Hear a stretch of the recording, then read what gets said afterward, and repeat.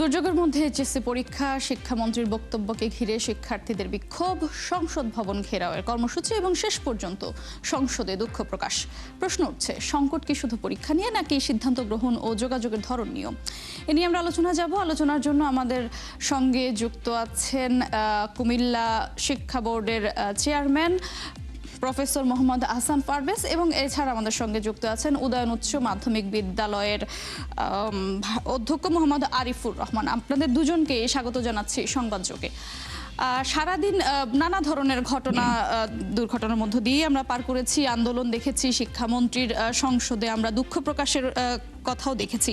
এই যে দুর্যোগের মধ্যে এইচএসসি পরীক্ষা হলো, শিক্ষামন্ত্রীর বক্তব্য ঘিরে শিক্ষার্থীদের বিক্ষোভ, সংসদ ভবন ঘেরাও কর্মসূচি এবং অবশেষে গিয়ে সংসদে দুঃখ প্রকাশ, এই যে মন্ত্রীর নানা ধরনের মন্তব্য, এই ধরনের মন্তব্যকে ঘিরে তারপরে আবার আন্দোলন, এই একজন মন্ত্রীর এরকম মন্তব্য সংকটকে আসলে কতটা বাড়িয়েছে বলে মনে করেন? শুরুতেই জানতে চাই আরিফুর রহমান আপনার কাছ থেকে।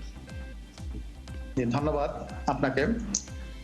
আসলে এই পরিস্থিতিতে যে দুর্যোগটা দেখা দিয়েছে, এটা আমরা জানতে পেরেছি যে এই বিষয়ে শুধু শিক্ষা মন্ত্রণালয় না, অনেকগুলো পক্ষ জড়িত এটার সাথে। ডিসি বা এসপি, স্থানীয় প্রশাসন, অনেকগুলো পক্ষ জড়িত। তো আসলে বিষয়টা হচ্ছে যে এরকম একটা পরিস্থিতিতে সবচেয়ে ভালো হতো যে যদি আগের থেকে একটু চিন্তা করে সিদ্ধান্তটা দেওয়া হতো যে শিক্ষার্থীরা, আমরা দেখেছি অনেক জায়গায় অনেক কষ্ট করে পরীক্ষা হলে যেতে হয়েছে। তো এই বিষয়গুলো আমার মতে আগের থেকে যদি চিন্তা ভাবনা করতে পারতাম তাহলে আমাদের জন্য অনেক ভালো হতো।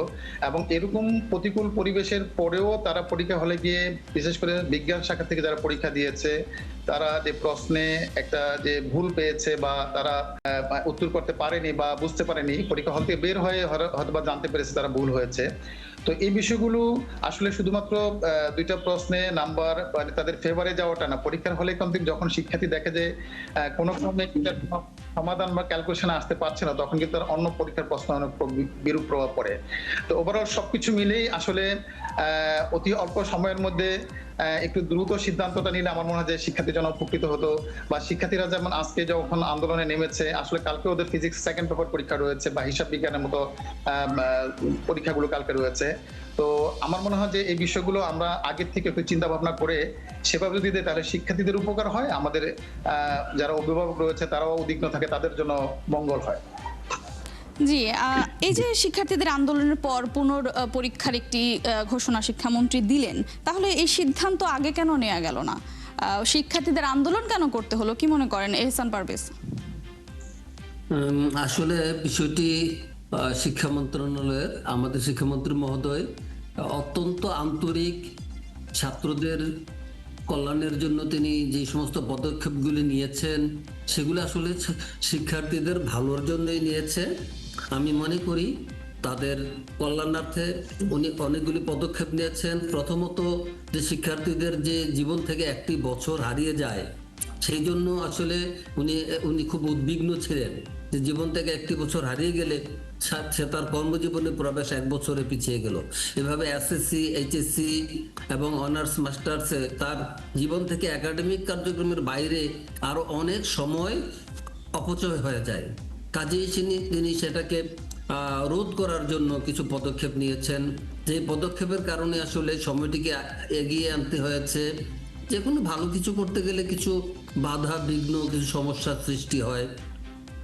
শিক্ষার্থীরা আশা করি অচিরেই বুঝতে পারবে তাদের কল্যাণের জন্যই সমুদয় পদক্ষেপ নেওয়া হয়েছে। শিক্ষামন্ত্রী মহোদয় শিক্ষা পরিবারের সর্বোচ্চ অভিভাবক, তিনি যা করেছেন তার কার্যক্রমের সাথে আমরা একাত্মতা পোষণ করি। আমি মনে করি যে এগুলি জাতীয় স্বার্থেই হয়েছে। তো শিক্ষার্থীদের প্রতি তারা আমাদের সন্তান তুল্য। তাদের যে কোনো অনুযোগ, অভিযোগ আমরা আমার নিজের সন্তানের মতো বিবেচনা করি। মন্ত্রী মহোদয়ও তাই বিবেচনা করেছেন। একটা ভালো কিছু করতে গেলে প্রথমে একটু অসুবিধা হয়। জানি না ছাত্রদের কি অসুবিধা হয়েছে, তারা কেন এরকম হলো। আশা করি তাদের ভুলটাও তারা বুঝতে পারবে। তারা আগামী দিনে পরীক্ষার হলে ফিরে যাবে। তাদের জন্য দোয়া রইল যে তারা যেন ভালো ফলাফল করতে পারে। ধন্যবাদ আপনাকে। জি, আরেকটি অভিযোগ কিন্তু শিক্ষার্থীদের সামনে এসেছে যে ভুল প্রশ্নপত্র। এইচএসসির মতন একটি পরীক্ষার প্রশ্নপত্রে ভুল পাওয়া, এই যে বিষয়টি সামনে আসে এবং এর আগেও আমরা নানা ধরনের এই ধরনের প্রতিবন্ধকতা দেখি বিভিন্ন পাবলিক পরীক্ষাগুলোর ক্ষেত্রে। এই বিষয়গুলো কেন আগে থেকে পরীক্ষা নিরীক্ষা করে ছাত্রছাত্রীর হাতে প্রশ্নটি পৌঁছায় না? ভুল প্রশ্নপত্র পরীক্ষার্থীরা শিক্ষা বোর্ডে পরীক্ষার হলে বসে সেই ভুল প্রশ্নের পরীক্ষা দিচ্ছে এবং বের হয়ে তারা দেখছে যে তারা আসলে ভুল প্রশ্নে পরীক্ষা দিল। এই বিষয়গুলো আগে কেন ঠিক করা সম্ভব হয় না? প্রশ্নপত্র প্রণয়ন প্রক্রিয়াটি অত্যন্ত গোপনীয় বিষয়। এগুলি 3-4টি ধাপে সম্পন্ন হয়। প্রথমত প্রশ্নকর্তাকে প্রশ্ন করতে দেয়া হয়, সেই প্রশ্নপত্রের তার হস্তলিপি আমাদের কাছে আসে, তারপরে মডারেশন করা হয়। মডারেশনরা সেটাকে 4 জনের একটা মডারেশন টিম থাকে, সে মডারেশন টিম আবার এটাকে পুনরায় তারা যাচাই করেন। সেক্ষেত্রে ভুলের সম্ভাবনা অনেকটাই কমে যায়। কিন্তু কিভাবে এটা হলো কর্তৃপক্ষ খতিয়ে দেখছেন এবং বিহিত ব্যবস্থা নেবেন বলে আমরা আশাবাদী। যারা এই ভুল 3-4টি ধাপ পার হয়েও একটি ভুল প্রশ্নপত্র শিক্ষার্থীদের হাতে এসে পৌঁছলো, এই বিষয়টিকে আপনারা এখনো বলবেন যে আমরা পরবর্তীতে এটিকে আপনারা আবার ভালো করে যাচাই বাছাই করে দেখবেন? এই ভুলটি কি এমন একটি সময়ে হওয়াটা কতটা যৌক্তিক? যারা ভুল করেছেন তারা তো শাস্তির আওতায় আসবেন। এটা তো এমন একান্ত প্রশ্ন, মানে গোপনীয় বিষয়, তারা কি ভুল করেছেন না শুদ্ধ করেছেন সেটা আর কর্তৃপক্ষের জানার কোনো ব্যাপার থাকে না। এগুলি সিলগালা করে দিয়ে যান, আমরা সেই সিলগালা অবস্থায় আমরা বিজি প্রেসে নিয়ে যাই, সেখানে এটা প্রিন্ট হয়ে যায়। প্রিন্ট হয়ে যখন শিক্ষার্থীদের হাতে যায় তখন আমরা জানতে পারি যে সেখানে একটি ভুল হয়েছে ছাত্রছাত্রীদের পক্ষ থেকে, অথবা আমরা শিক্ষকদের কাছ থেকে অবগত হই যে ভুল হয়ে গিয়েছে। এছাড়া আর আমাদের জানার কোনো উপায় থাকে না। জি, এই যে একটি সারা রাত শিক্ষার্থীদেরকে একটি ধোঁয়াশার মধ্যে রাখা, পরীক্ষা হবে কি হবে না, সারা দেশ যেখানে বন্যার পানিতে ডুবে আছে, রাজধানী ঢাকা ডুবে আছে, এমন একটি সময় ছাত্রছাত্রীরা পড়াশোনা করবে না পরীক্ষা হবে কি হবে না সেই সিদ্ধান্ত নিয়ে একটি দোলাচলের মধ্যে ছিল। তারপরে সিদ্ধান্ত এলো যে পরীক্ষা আসলে হবে, তারপর ভুল প্রশ্নপত্র এবং পরবর্তীতে দেখা গেল ছাত্রছাত্রীদের বিক্ষোভ এবং তাদের নানা ধরনের আন্দোলন। এই যে আন্দোলনের মাধ্যমে পরবর্তীতে শিক্ষামন্ত্রী দুঃখ প্রকাশ করলেন এবং পাশাপাশি পরীক্ষা আবারও নেয়ার সিদ্ধান্ত জানালেন। এই যে আন্দোলনের মাধ্যমে সিদ্ধান্ত এলো এবং সিদ্ধান্ত বদলালো, তাহলে কি ভুল বার্তা পৌঁছলো না ছাত্রছাত্রীদের মধ্যে যে আন্দোলনের মাধ্যমেই আসলে দাবি আদায় করতে হবে, খুব স্বাভাবিকভাবে স্বাভাবিক প্রক্রিয়ায় আসলে কিছু পাওয়া যাবে না? কি মনে করেন মোহাম্মদ আরিফুর রহমান?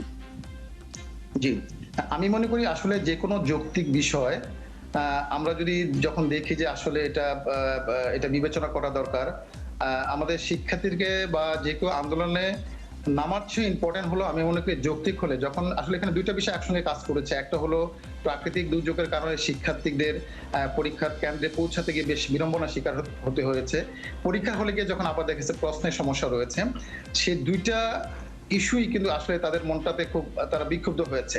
তো আমি মনে করি আসলে এই সমস্ত বিষয়গুলো আমরা যখন এগুলো নিয়ে কাজ করি, তো সেই ক্ষেত্রে যখন এই সমস্যাগুলো দেখি, আমাদের আগের থেকেই যদি আমরা এগুলা উপলব্ধি করে একটা সমাধান দিতে পারি, তাহলে শিক্ষার্থীদেরকে আর রাস্তা বা মাঠে নামতে হয় না। আর আমরাও সাপোর্ট করি না যে হয়তোবা একটু যোগাযোগ করতে সমস্যা হয়েছে বা অল্প সময় পেয়েছে, কিন্তু আমি মনে করি ভবিষ্যতে আশা করি আমাদের এই ধরনের সমস্যা হবে না। আপনি বলছিলেন যে আপনারা আন্দোলন সমর্থন করেন না, আন্দোলন সমর্থন করেন না, এটা আসলে করা উচিত না, কারণ রাস্তাঘাটেও আমরা দেখেছি রাজধানীতে এবং বিভিন্ন সড়ক অবরোধ করে যখন আন্দোলন হচ্ছে সাধারণ মানুষেরও ভোগান্তি হচ্ছে। কিন্তু আপনাদের দুইজনের কাছেই আমি জানতে চাইবো যে আন্দোলন না করলে এই দাবি কি আসলে মেনে নেওয়া হতো? শুরুতে আরিফুর রহমান বলবেন। জি, আমি বলেছি যে আসলে আন্দোলনের চেয়ে ইম্পর্টেন্ট বিষয়টা হলো যে বিষয়টা যৌক্তিক ছিল, যে একটা হলো তারা পরীক্ষা হলে পৌঁছতে বিড়ম্বনার শিকার হয়েছে, আর একটা হলো প্রশ্ন যে ভুলটা হয়েছে। তো আমি এখানে শিক্ষার্থীদেরকে বলবো যে ধরেন আপনার বোর্ডের থেকে যেটা একটা রাত্রে একটা যেদিন পরীক্ষা হচ্ছে সেদিন একটা আপনার বিবৃতি দেওয়া হয়েছে যে এটা তারা খতিয়ে দেখছে, এবং সেই ক্ষেত্রে যদি এটা সত্যি বের হয় তাহলে শিক্ষার্থীর ফেভারে যাওয়ার জন্য বিবৃতি এটা পরীক্ষার দিনই দিয়েছে। এবং আমিও এটা বোর্ডের ওয়েবসাইট, ঢাকা বোর্ডের ওয়েবসাইট থেকে বের করে আমি আমার শিক্ষার্থীদেরকে অবহিত করেছি যে শিক্ষার্থীরা আমাদের পরীক্ষাতে ওরা যেন মন খারাপ না করে, যে বোর্ড এটা গুরুত্বের সাথে বিবেচনা করেছে।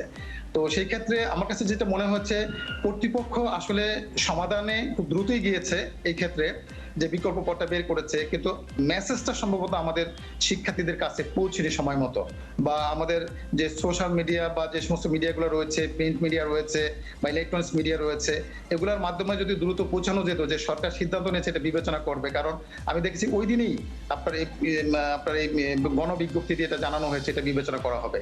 তাহলে শিক্ষার্থীদের কাছে মেসেজটা গেলে হয়তো তারা এই আন্দোলনটাতে যেত না। আন্দোলনে যাওয়াতে যেটা সমস্যা হয়েছে, শিক্ষার্থীদের যে কালকে যে ফিজিক্স সেকেন্ড পেপার পরীক্ষা রয়েছে সেখানে কিন্তু একটা প্রভাব পড়েছে, কিন্তু কর্তৃপক্ষ কিন্তু মানে সিদ্ধান্তটা যথাযথ সময় নিয়েছে, কিন্তু মেসেজটা আমাদের শিক্ষার্থীদের কাছে যথাসময় পৌঁছেনি, এই যে একটা সমস্যা হয়েছে। জি, এহসান পারভেজ, আপনি জানাবেন যে আন্দোলন না করলে কি আসলে আপনার কি মনে হয় ছাত্রছাত্রীদের এই যে 3টি দাবি পুনর্পরীক্ষা নেওয়া, এইগুলো কি মেনে নেওয়া হতো?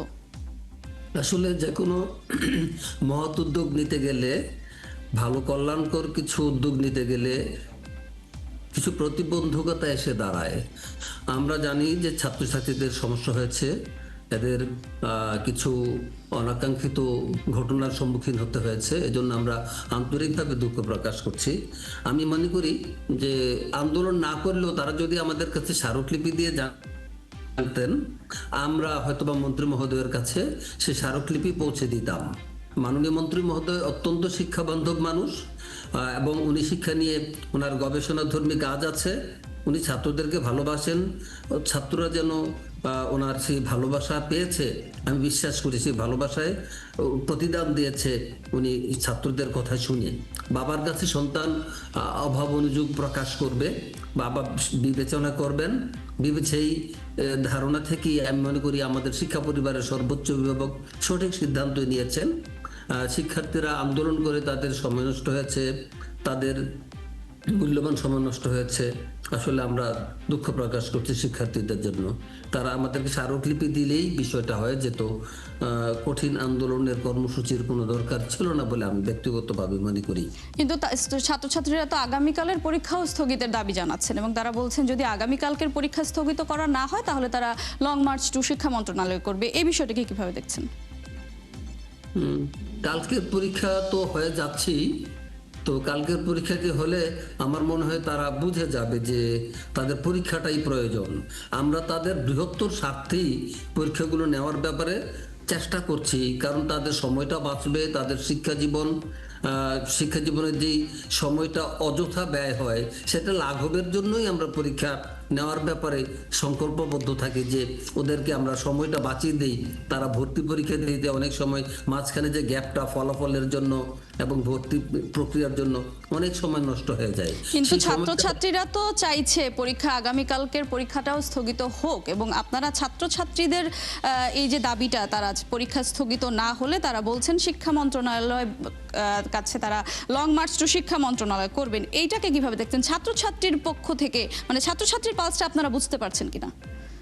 জি, আমরা অবশ্যই বুঝতে পারছি, তাদের পালসটা বুঝতে পারি, কিন্তু আমাদের এটা আমি মনে করি যে আমাদের সর্বোচ্চ কর্তৃপক্ষ কাছে ছাত্রছাত্রীরা গেলে পরে আশা করি প্রতিকার পাবেন, প্রতিবিধান পাবেন। মাননীয় শিক্ষামন্ত্রী, আমি আগেই বলেছি, তিনি অত্যন্ত শিক্ষাবান্ধব মানুষ এবং শিক্ষার্থীদের কল্যাণ ওনার একান্ত কাম্য।